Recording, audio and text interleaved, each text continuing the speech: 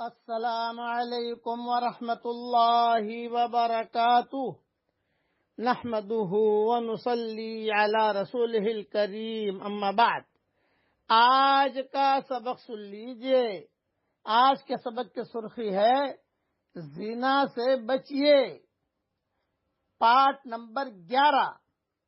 حضرت میمونہ رضی اللہ تعالی عنہ حضرت محمد صلی اللہ علیہ وسلم کا ارشاد نقل فرماتی ہیں کہ آپ نے فرمایا، میری امت اس وقت تک برابر خیر میں رہے گی جب تک کہ ان میں حرام اولاد کی کثرت نہ ہو، اور جب ان میں حرام اولاد کی کثرت ہو جائے گی تو عن قریب اللہ تعالی انہیں عمومی عذاب میں مبتلا کر دے گا۔ یہ حدیث مسند احمد میں ہے، جلد 6 صفحہ 333 پر موجود ہے۔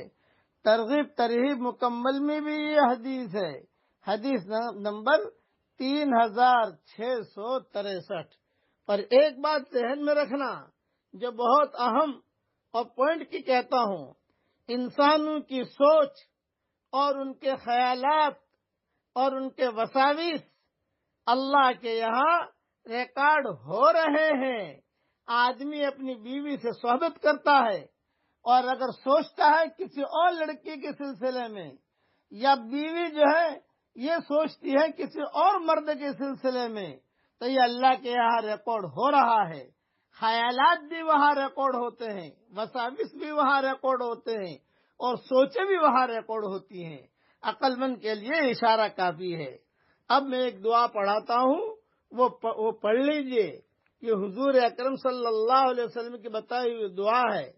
گھبراہٹ اور وحشت دور کرنے کا نبوی تعویذ۔ 3 مرتبہ اس دعا کو پڑھ لیجئے۔ پڑھیے میرے ساتھ۔ اعوذ بکلمات اللہ التامات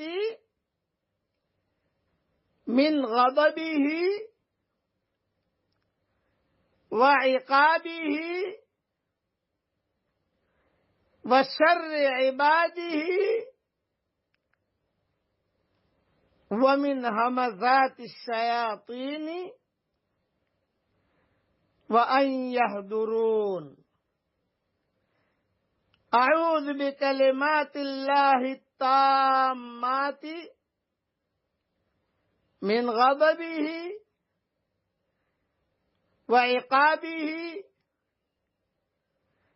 وشر عبادہ ومن همزات الشیاطین وأن يحضرون۔ اعوذ بکلمات اللہ التامات من غضبہ وعقابہ وشر عبادہ ومن همزات الشیاطین وأن يحضرون۔ ترجمہ بھی پڑھ لیجئے۔ میں اللہ کے غصے اور اس کی سزا سے اور اس کے بندوں کے شر سے اور شیاطین کے وساوس سے اور شیاطین کے میرے پاس آنے سے اس کے کامل کلمات کی پناہ چاہتا ہوں۔ یہ روایت میں نے میری کتاب بکھرے موتی میں بھی لکھی ہے، سنن ترمذی میں بھی ہے، ابو داؤد میں بھی ہے۔ اس کو یاد کر لیجئے، روزانہ صبح شام 3 مرتبہ پڑھ لیا کیجئے، تو گھبراہٹ، وحشت، ٹینشن، ان چیزوں سے اللہ تعالی حفاظت فرمائے گا۔ اور یہ جو میری نصیحت کی بات تھی، اس کو پھر سے کہتا ہوں، انسانوں کی سوچ اور ان کے خیالات اور ان کے وساوس اللہ کے یہاں ریکارڈ ہو رہے ہیں۔ اللہ تعالی ہم سب سے راضی ہو جائے، آمین۔ وآخر دعوانا ان الحمد للہ رب العالمین۔